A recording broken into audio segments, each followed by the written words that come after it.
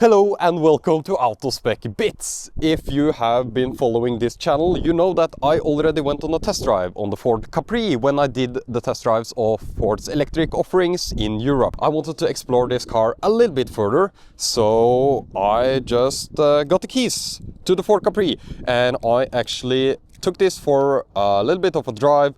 I checked out the interior, and in this video I'm going to go through the Ford Capri, show you the differences over the Ford Explorer EV, which is another electric offering from Ford in Europe, talk a little bit about the differences and why it might be good that this car is built on the Volkswagen MEB platform instead of trying something else.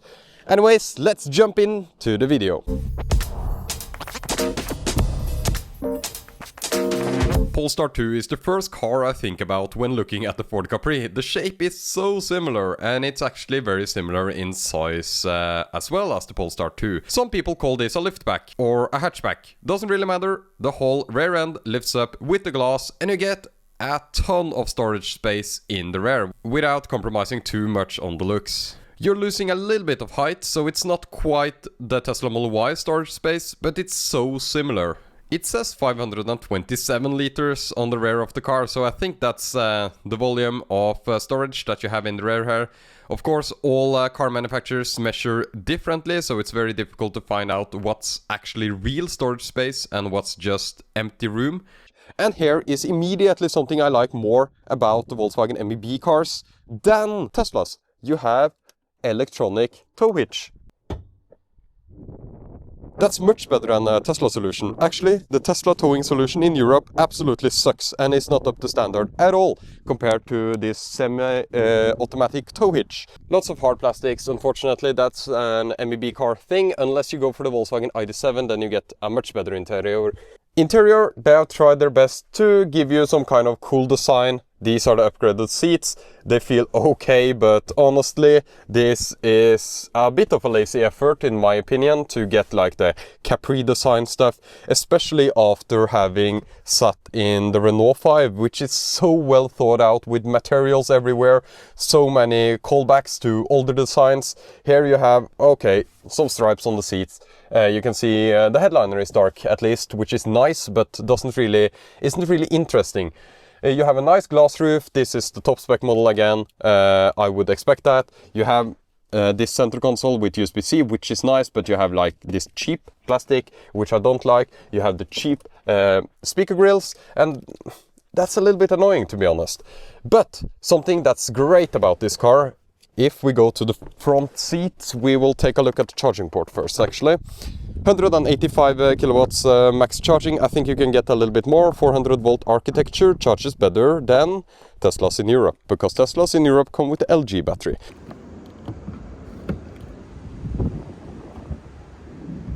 As mentioned earlier, it does charge pretty okay at Tesla superchargers, because it's a 400 volt car, of course. But in general as well, 114 kilowatts at 49%. It's like okay. But it's also pretty flat down low if you arrive with 10%. So I think 10 to 80% in 25 minutes should be reachable with this car. So the charging performance is not good enough for 2025, but still better than the Tesla long-range batteries in Europe. And then I think we can say that it's okay, I would say.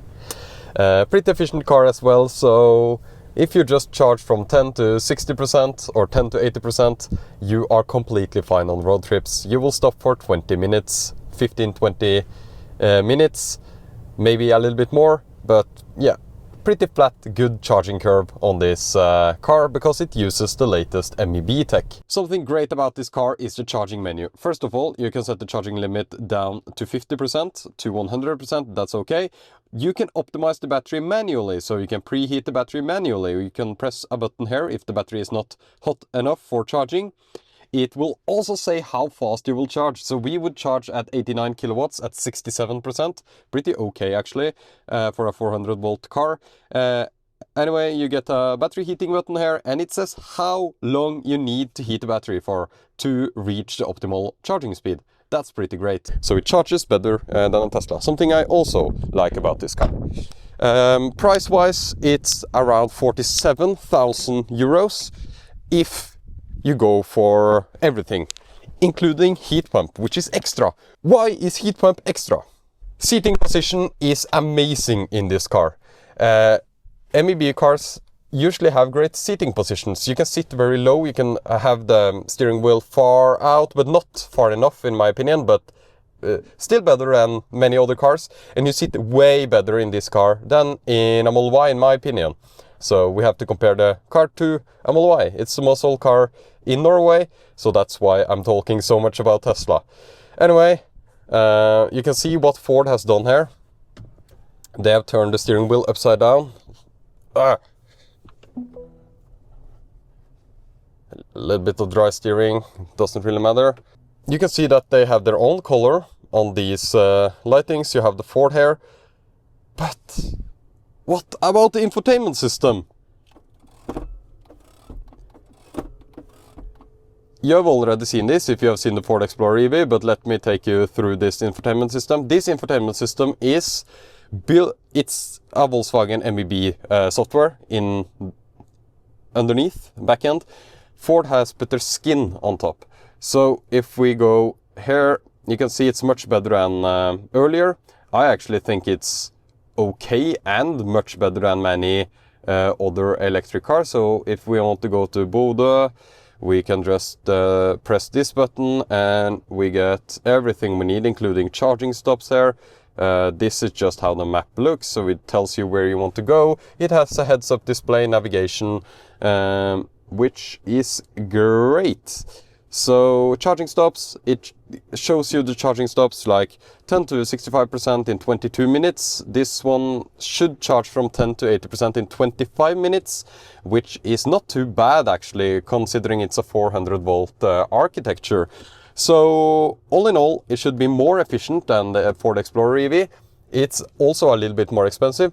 It's a little bit more sporty in the setup of the suspension from my driving test around here. It's also important to note that the steering ratio is so slow compared to Tesla Model Y, for example, and even other cars, that it doesn't feel that sporty. If you just want to do a quick maneuver, it will feel so different in a Model Y than in this one. But many people complain that Model Y is too stiff.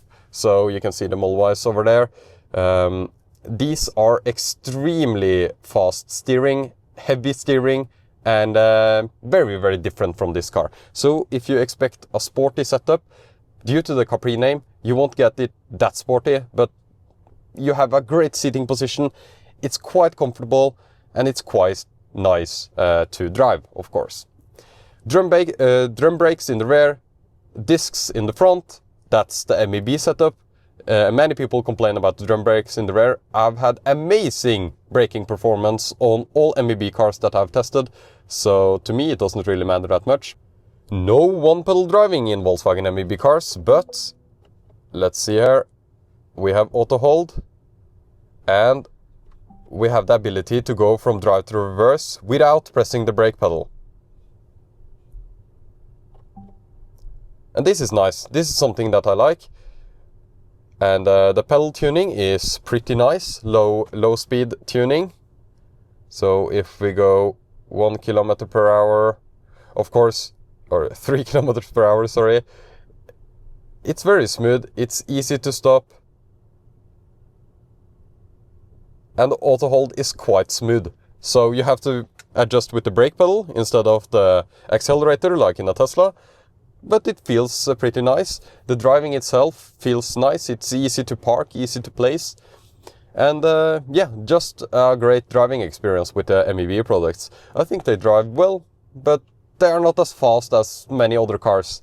You would expect that a car with 340 horsepower is quite fast. But this car is also pretty heavy, so it doesn't feel that fast, to be completely honest. Also, the throttle mapping or the accelerator mapping is so that it's more comfort oriented. It's not immediate when you hit the accelerator. And for example, just to explain, this guy in the Suburban just wondered what the heck this car was. And I tried to explain, and I don't think we came to an understanding of what kind of car this is.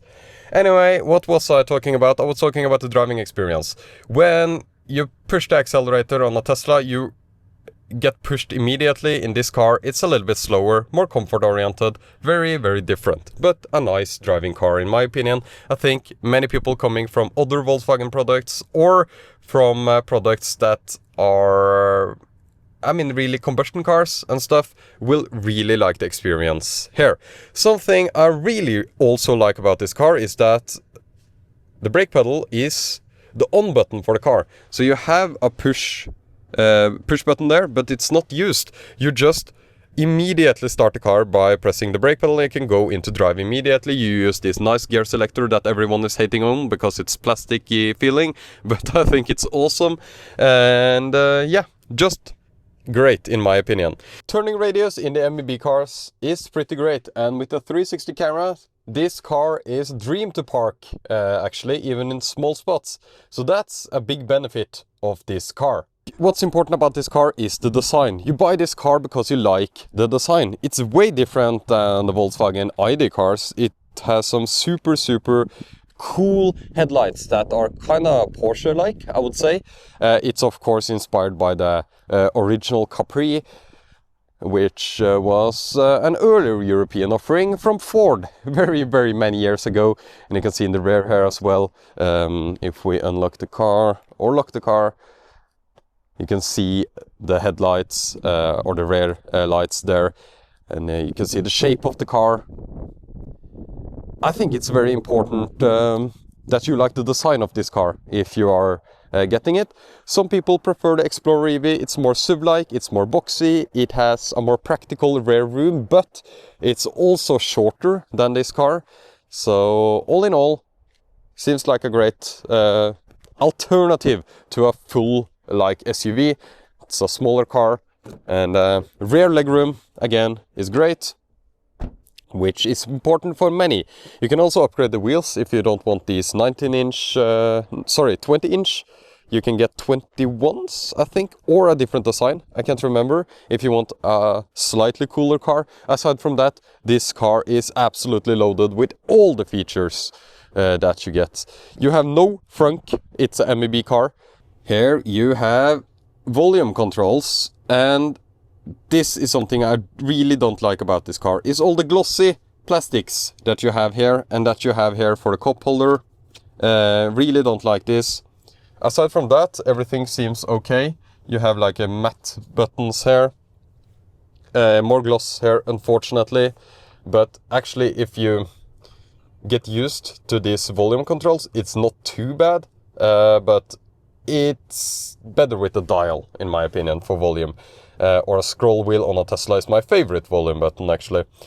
Cruise control, you have travel assist, which is a great driver assistance system. It's lane holding, basically. You have heated steering wheel with 3 levels. So that's a very German style to have 3 levels on the heated steering wheel.